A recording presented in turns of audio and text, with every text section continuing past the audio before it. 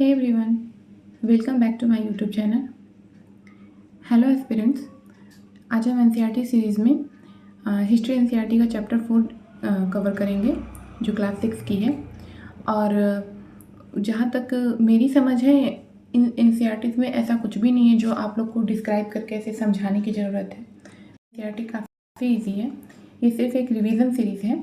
आप जैसे भी कभी भी रिवीजन करना हो तो आप इस चैप्टर को ऐसे ही चलते फिरते सिर्फ सुन लीजिए तो आपको रिवीजन हो जाएगा। और अगर बैकग्राउंड में थोड़ा सा साउंड आए तो उसके लिए सॉरी, क्योंकि मौसम थोड़ा ख़राब है, बारिश है तो इसके लिए। तो बढ़ते हम अपने चैप्टर में आगे। हमारा आज का चैप्टर है चैप्टर 4, क्या बताती हैं हमें किताबें और कब्रें। तो देखिए, हिस्ट्री हम पढ़ते ही इसलिए हैं कि हमें जो प्राचीन चीज़ें हैं वो पता चलें। हमें हिस्ट्री से काफ़ी कुछ पता चलता है कि हमें क्या करना है, क्या नहीं करना है, और पहले क्या हुआ था, और जो चीज़ें थी पहले उनसे हमें क्या समझना है, हमें उनसे क्या लेना है। तो ये सारी चीज़ें हमें हिस्ट्री से पता चलती हैं। तो हम बढ़ते हैं अपने चैप्टर में। दुनिया के प्राचीनतम ग्रंथों में एक, तो दुनिया के प्राचीनतम ग्रंथों में से एक है ये। पढ़ते हैं आगे क्या है इसमें। शायद तुमने वेदों के बारे में सुना होगा। वेद 4 हैं, ऋग्वेद, सामवेद, यजुर्वेद तथा अथर्ववेद। ये तो सभी को पता है। सबसे पुराना वेद है ऋग्वेद, जिसकी रचना लगभग 3500 साल पहले हुई थी। तो देखिए, यहाँ एक फैक्ट है कि सबसे पुराना वेद कौन सा है। ये हमें ध्यान रखना है एग्जाम के पॉइंट ऑफ व्यू से कि सबसे पुराना वेद ऋग्वेद है। फिर हम आगे आते हैं। ऋग्वेद में 1000 से ज़्यादा प्रार्थनाएं हैं जिन्हें सूक्त कहा जा गया है। सूक्त का मतलब है अच्छी तरह से बोला गया। तो अगर हमें एक क्वेश्चन बना दिया जाए कि सूक्त क्या है, सूक्त का मतलब क्या है, और उसमें 3-4 ऑप्शन दे दिया जाए तो उसमें से यही होगा कि अच्छी तरह से बोला गया। मतलब सूक्त वो है जिसमें अच्छी तरह से बोला गया है। ये विभिन्न देवी देवताओं की स्तुति में रचे गए हैं। इनमें से 3 देवता बहुत महत्वपूर्ण हैं। तो प्राचीन समय में हमारे जो 3 देवता थे, जो हमारा सबसे प्राचीनतम वेद है ऋग्वेद, उसमें जो सबसे महत्वपूर्ण 3 देवताओं को माना गया है वो है अग्नि, इंद्र और सोम। अग्नि आग के देवता हैं, ये तो सबको पता है, नाम से ही पता चल रहा है कि अग्नि आग के देवता है। इंद्र युद्ध के देवता हैं और सोम एक पौधा है जिससे एक खास पेय बनाया जाता है। जैसे आप लोगों ने सुना होगा सोमरस जैसी चीज़ें, तो ये उसी के बारे में बात की जा रही है। वैदिक प्रार्थनाओं की रचना ऋषियों ने की थी। तो वैदिक जो प्रार्थनाएं हैं, उनकी जो रचनाएं हैं उसे ऋषियों ने की थी। जैसे हमारे यहाँ आजकल रचयिता होते हैं, लेखक होते हैं, तब जो रचनाएं होती थी वो ऋषि मुनि किया करते थे। आचार्य विद्यार्थियों को इन्हें अक्षरों, शब्दों और वाक्यों में बांटकर सस्वर पाठ तथा पाठ द्वारा कंठस्थ करवाते थे। अधिकांश सूक्तों के रचयिता सीखने और सिखाने वाले पुरुष ही थे। तो अधिकांश जो सूक्त थे उनके जो रचयिता थे वो माना जाता है कि पुरुष ही थे। कुछ प्रार्थनाओं की रचना महिलाओं ने भी की थी। तो देखिए, यहाँ पे ये नहीं कहा जा रहा है कि सिर्फ पुरुष ही रचयिता थे, महिलाएं भी रचना करती थी, महिलाओं ने भी कुछ प्रार्थनाओं की रचना की है। ऋग्वेद की भाषा प्राक संस्कृत या वैदिक संस्कृत कहलाती है। तुम स्कूल में जो संस्कृत पढ़ती हो उससे यह भाषा थोड़ी भिन्न है। तो हम लोग स्कूल में जो संस्कृत पढ़ते हैं उससे वो भिन्न है। आप लोग को पता होगा कि जो सबसे पहले जो प्राक संस्कृत हुआ करते थे वो आज के संस्कृत से काफ़ी टिपिकल होते थे। संस्कृत एवं अन्य भाषाएं।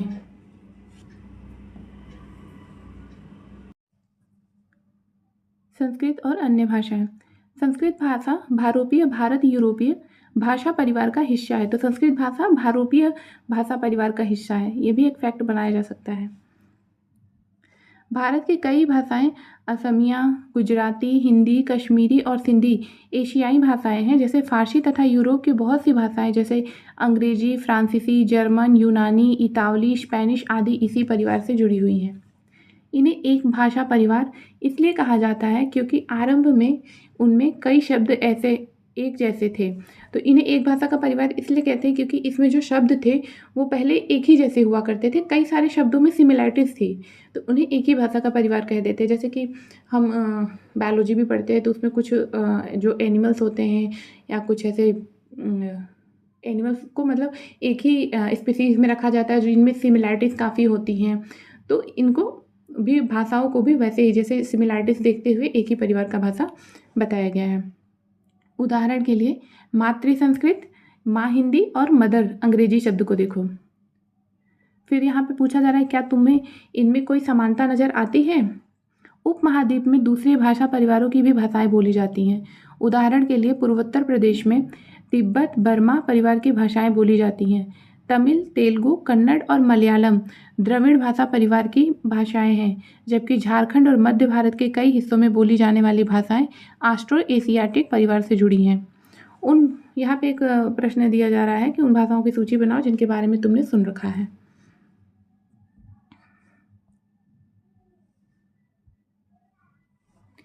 हम जिन किताबों को पढ़ते हैं वे लिखी और छापी गई हैं। ऋग्वेद का उच्चारण किया जाता था और श्रवण किया जाता था, ना कि पढ़ा जाता था।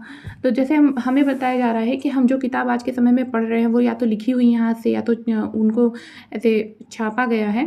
पर जो पहले जो वेद हुआ करते थे वो ऐसे लिखित नहीं हुआ करते थे। उन्हें बोल कर बताया जाता था, उनको बोला जाता था। जो रचयिता होते थे वो बोलते थे और जो सुनने वाले होते थे वो उसका श्रवण करते थे। रचना के कई सदियों बाद इसे पहली बार लिखा गया। तो बहुत समय के बाद इसको लिखा गया लिपि में। इसे छापने का काम तो मुश्किल से 200 साल पहले हुआ है। तो इसकी जो छपाई का काम था, जो हमें आज पढ़ने के लिए वेद वगैरह मिल जाते हैं इतनी आसानी से, ये 100-200 साल पहले की बात है। उससे पहले हमें ये लिखित रूप में और ऐसे छपे हुए फॉर्म में, प्रिंट फॉर्म में नहीं मिल सकते थे। इतिहासकार ऋग्वेद का अध्ययन कैसे करते हैं? तो यहाँ पूछा जा रहा है कि इतिहासकार ऋग्वेद का अध्ययन कैसे करते हैं। इतिहासकार पुरातत्ववेताओं की तरह ही अतीत के बारे में जानकारी इकट्ठी करते हैं, लेकिन भौतिक अवशेषों के अलावा वे लिखित स्रोतों का भी उपयोग करते हैं। चलो देखते हैं कि ऋग्वेद का अध्ययन कैसे करते हैं। ऋग्वेद के कुछ सूक्त वार्तालाप के रूप में हैं। विश्वामित्र नामक ऋषि और देवियों के रूप में पूजित दो नदियों व्यास और सतलुज के बीच यह संवाद एक ऐसे ही सूक्त का अंश है। तो यहाँ पे बताया जा रहा है कि जो ऋग्वेद के कुछ सूक्त हैं वो सिर्फ जो हमारी वार्तालाप होती हैं, जैसे बातचीत होती है लोगों के बीच में, तो उसी के रूप में है। तो विश्वामित्र नाम के जो ऋषि थे और जो देवी देवता पूजे जाते थे, जैसे दो नदियों के रूप में व्यास और सतलज के बीच की यह संवाद है। तो ये दो नदी के बीच की संवाद है। फिर हम आते हैं ऋग्वेद की पांडुलिपि का एक पन्ना है। ये जो आपको पिक्चर दिखाया जा रहा है, ये ऋग्वेद की जो पांडुलिपि थी, ताम्रपत्र वो पे लिखा जाता था, ये भोजपत्र वगैरह, तो ये उसी पे लिखा हुआ एक पन्ना है। अब ये लैंग्वेज हमें समझ में नहीं आएगी जो इस पे लिखा हुआ है।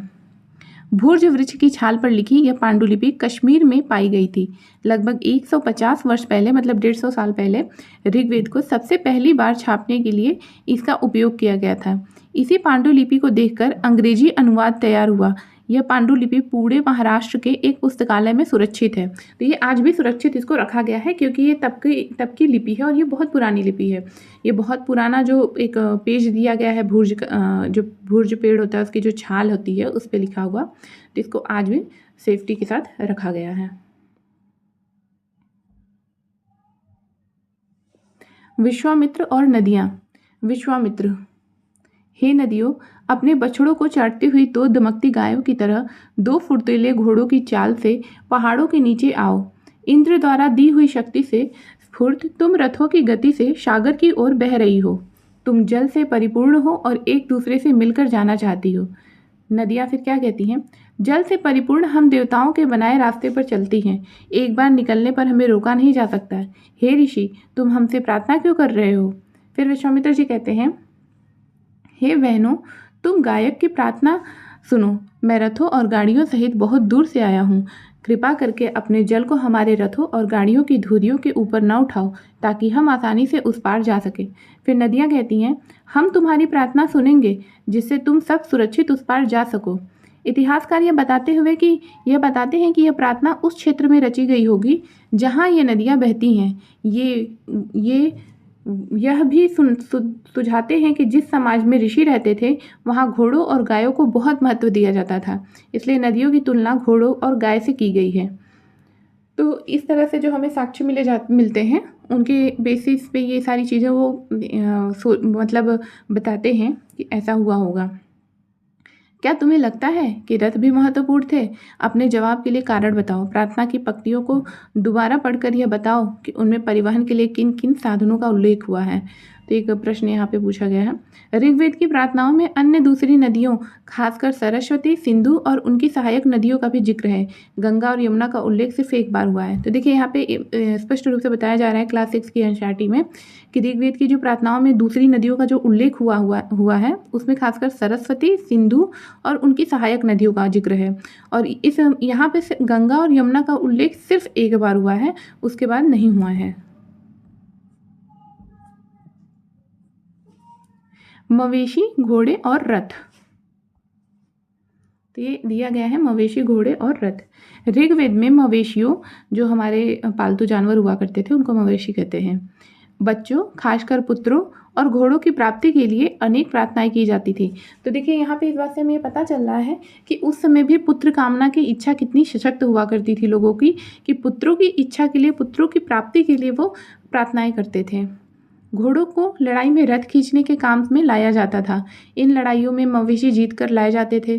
लड़ाइयाँ वैसे ज़मीन के लिए भी लड़ी जाती थी, जहाँ अच्छे चारागाह हो या जहाँ पर जौ जैसी जल्दी तैयार हो जाने वाली फसलों का उपजाया जा सके। तो जैसे जहाँ पे जो अच्छी ज़मीन हुआ करती थी, जहाँ पे वो लोग चारागाह बना सकते हैं या जहाँ पे वो आसानी से खेती कर सकते हैं, उपजाऊ ज़मीन हो, उसके लिए भी वो लोग युद्ध लड़ा करते थे। और वो मवेशियों के लिए भी युद्ध लड़ते थे कि जैसे कोई मवेशी है, उनको जीतना हो तो युद्ध लड़ा करते थे। कुछ लड़ाइयाँ पानी के स्रोतों और लोगों को बंदी बनाने के लिए भी लड़ी जाती थी। तो यहाँ पे देखिए साफ तौर पे बताया जा रहा है कि कुछ लड़ाइयाँ जो होती थी वो इंसानों को बंदी बनाने के लिए लड़ी जाती थी, या जैसे जहाँ पानी का सोर्स ज़्यादा हो तो उसके लिए भी लड़ी जाती थी। युद्ध में जीते गए धन का कुछ भाग सरदार रख लेते थे तथा कुछ हिस्सा पुरोहितों को यज्ञ दिया करते थे। शेष धन आम लोगों में बांट दिया जाता था। कुछ धन यज्ञ करने के लिए भी प्रयुक्त होता था। यहाँ पे बताया जा रहा है कि जो उनको प्राप्त होता था युद्ध में, जो भी धन जीतते थे, उसमें से कुछ हिस्सा अपने पास रखते थे, कुछ पुरोहितों को दान दे देते थे, कुछ आम लोगों में बांट देते थे और कुछ यज्ञ करने के लिए यूज़ करते थे।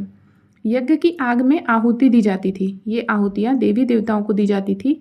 घी, अनाज और कभी कभी जानवरों की भी आहुति दी जाती थी। तो यहाँ पे देखिए घी और अनाज के साथ साथ जानवरों की भी आहुति दी जाती थी यज्ञ में। अधिकांश पुरुष इन युद्धों में भाग लेते थे।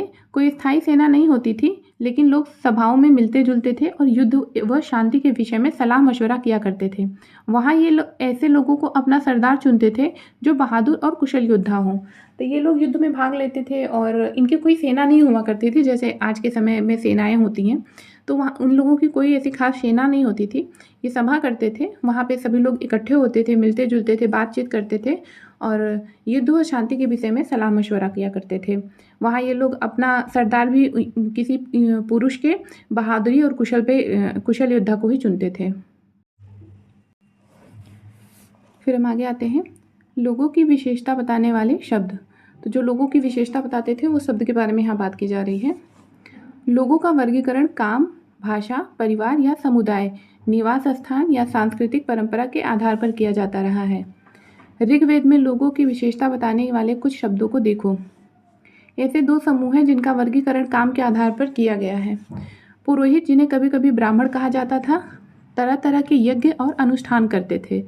तो जो पुरोहित होते थे, जो यज्ञ और अनुष्ठान करते थे, उन्हें ब्राह्मण कहा जाता था कभी कभी। दूसरे लोग थे राजा। ये राजा वैसे नहीं थे जिनके बारे में तुम बाद में पढ़ोगी। ये ना तो बड़ी राजधानियों और महलों में रहते थे, ना इनके पास सेना थी, ना ही ये कर वसूलते थे। प्रायः राजा की मृत्यु के बाद उसका बेटा अपने आप ही शासक नहीं बन जाता था। तो देखिए आज के समय में मतलब हम जब इतिहास पढ़ते हैं तो हम उसमें पढ़ते हैं कि जब राजा की मृत्यु होती है तो उसके बाद उनका पुत्र राजा बन जाता है, और जो राजा होते हैं वो किसी राज्य के बहुत बड़े शासक होते हैं। उनकी प्रजा होती है, उनके पास बहुत बड़ी सेना होती है, उनके पास धन संपत्ति बहुत सारी होती है। मतलब राजा के बारे में हम इमेजिन कर सकते हैं कि राजा कैसे होते हैं। पर यहाँ पे जो हम पढ़ रहे हैं वहाँ पे राजा बिल्कुल ऐसे नहीं होते थे। ना तो उनके पास सेना होता था, ना ही उनके पास कोई ऐसी बहुत ज़्यादा धन संपत्ति होती थी। वो सिर्फ लोगों द्वारा किसी शक्तिशाली इंसान को चुन लिया जाता था राजा के तौर पे।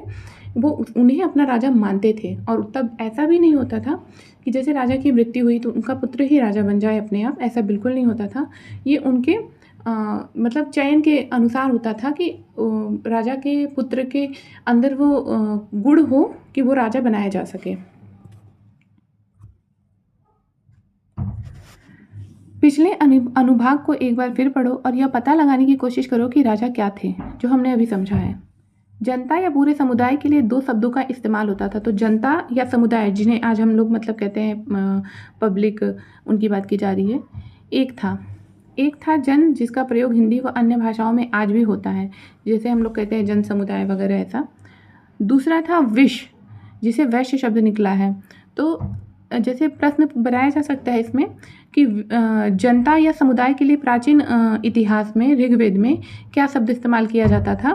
तो वहाँ पे विश या वैश्य शब्द का उपयोग किया जाता था समुदाय या जनता के लिए।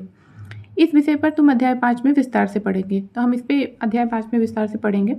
ऋग्वेद में विश और जनों के नाम मिलते हैं, इसलिए हमें पुरु जन या विश, भरत जन या विश, यदु जन या विश जैसे कई उल्लेख मिलते हैं। तुम्हें इनमें से कोई नाम जाना पहचाना लगता है? जिन लोगों ने इन प्रार्थनाओं की रचना की वे कभी कभी खुद को आर्य कहते थे तथा अपने विरोधियों को दास या दास्यु कहते थे। दस्यु वे लोग थे जो यज्ञ नहीं करते थे और शायद दूसरी भाषाएं बोलते थे। तो वहाँ पे जैसे कि दास शब्द का और हम लोग आज अर्थ निकालते हैं दास, जो एक दासी की दास और या दासी की तरह इस्तेमाल में आते हैं, जैसे नौकर की तरह।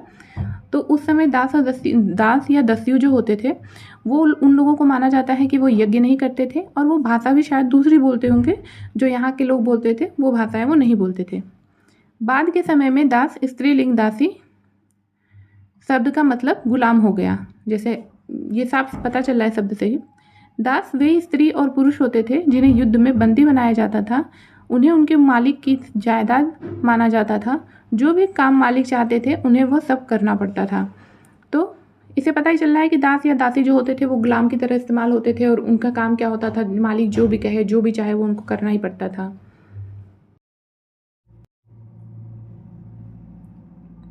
फिर आगे आते हैं हम। जिस युग में उपमहाद्वीप के उत्तर पश्चिम में ऋग्वेद की रचना हो रही थी, उसी समय दूसरी जगहों पर एक अलग तरह का विकास हो रहा था। देखो वहाँ क्या हो रहा था। खामोश प्रहरी, कहानी महापाषाणों की। अगले पृष्ठ के चित्रों को देखो। ये शिलाखंड महापाषाण, बड़ा पाषाण पत्थर नाम से जाने जाते हैं। महापाषाण का मतलब होता है कि महा मतलब बहुत बड़ा और पाषाण का मतलब पत्थर, तो उसी से ये बना है महापाषाण। ये पत्थर दफन करने की जगह पर लोगों द्वारा बड़े करीने से लगाए गए थे। महापाषाण कब्रें बनाने की प्रथा लगभग 3000 साल पहले शुरू हुई। यह प्रथा दक्कन, दक्षिण भारत, उत्तर पूर्वी भारत और कश्मीर में प्रचलित थी। कुछ महत्वपूर्ण महापाषाण पुरास्थल मानचित्र 2 में दिखाए गए हैं। कुछ महापाषाण जमीन के ऊपर ही दिख रहे हैं, कुछ महापाषाण जमीन के भीतर भी होते हैं। तो देखते हैं हम पिक्चर में, ये आपको दिखाई दे रहा है महापाषाण का जो इमेज है ये इसकी बात की जा रही है। यहाँ पे देखिए क्या लिखा है। इस तरह के महापाषाण को ताबूत शवाधान शिष्ट कहा जाता था। यहाँ दिखाए गए शिष्ट में एक पोर्ट होल, बड़ा सुराख है जो शायद पत्थरों से बने हुए कमरे में जाने का रास्ता है। तो ये जो है लोगों को दफनाने के लिए बनाया गया था। इस तरह से उनका जो भी प्रथा रहा होगा उन लोगों का। कई बार पुरातत्वविदों को गोलाकार सजाए हुए पत्थर मिलते हैं, कई बार अकेला खड़ा हुआ पत्थर मिलता है। यही एकमात्र प्रमाण है जो जमीन के नीचे कब्रों को दर्शाते हैं। तो ये जो प्रमाण हमें मिलते हैं, पुरातत्वविदों को जो भी प्रमाण मिले इस तरह से, इससे वो अंदाज़ा लगाते हैं कि ये लोगों को दफनाने के लिए इस तरह से लोग जो भी बनाते होंगे अपने समय में। वहाँ पाषाणों के निर्माण के लिए लोगों को कई तरह के काम करने पड़ते थे। हमने जो कार्यों की सूची बनाई है उन्हें क्रमबद्ध करो। गड्ढे खोदना, शिलाखंडों को ढोकर लाना, बड़े पत्थरों को तराशना और मरे हुए को दफनाना। तो यहाँ पे सीक्वेंस वाइज में काम जो बताया गया है काम, उसके बारे में बात की जा रही है। इन सब कब्रों में कुछ समानताएं हैं। सामान्यतः मृतकों को खास किस्म की मिट्टी के बर्तनों के साथ दफनाया जाता था। तो जो यहाँ पे समानताएं हैं कब्रों में, वो क्या है कि उन्हें किसी खास मिट्टी के बर्तन के साथ दफनाया जाता था, जिन्हें काले लाल मिट्टी के बर्तनों, ब्लैक एंड रेड वेयर के नाम से जाना जाता है। इनके साथ ही मिले हैं लौह के औजार और हथियार, घोड़ों के कंकाल और सामान तथा पत्थर और सोने के गहने। तो ये सारी चीज़ें भी कब्र में दफनाई जाती थी लोगों के साथ। तो देखिए इसमें अगर प्रश्न बनता है कि प्राचीन काल में काले लाल मिट्टी के बर्तन, ब्लैक एंड रेड वेयर का जो यूज़ है वो कहाँ किया जाता था। फिर आपको ऑप्शन दिया जा सकता है, तो उसमें एक ऑप्शन होगा कि लोगों को जब दफनाया जाता था तो उनके साथ ये खास तरह की मिट्टी का बर्तन भी दफनाया जाता था साथ में। तो हम आगे आते हैं। ये देखिए यहाँ पे कुछ इमेज दिखाया जा रहा है। महापाषाण कब्रों से मिले लोहे के सामान, बाईं ओर घोड़े के लिए सामान, नीचे बाईं ओर कुल्हाड़ियों, नीचे एक कटार। जैसे ये आप देख रहे हैं एक कटार का इमेज है। और ये देखिए कुल्हाड़ी जैसा कुछ ऐसे इमेज में बताया गया है।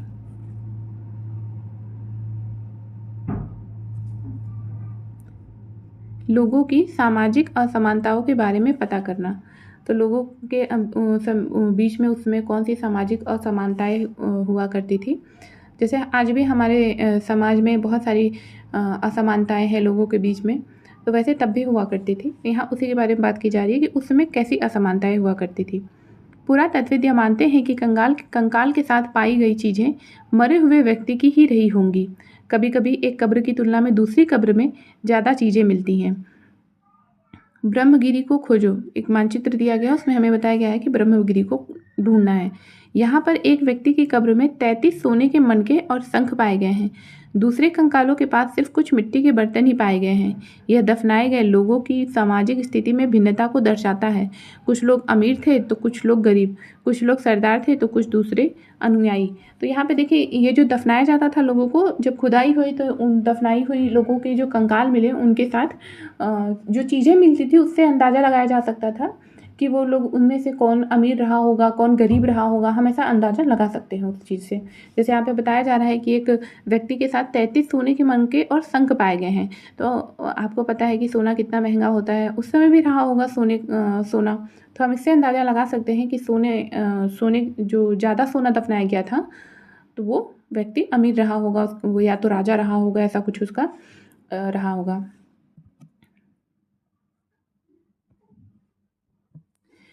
क्या कुछ कब्रगाहें खास परिवारों के लिए थी?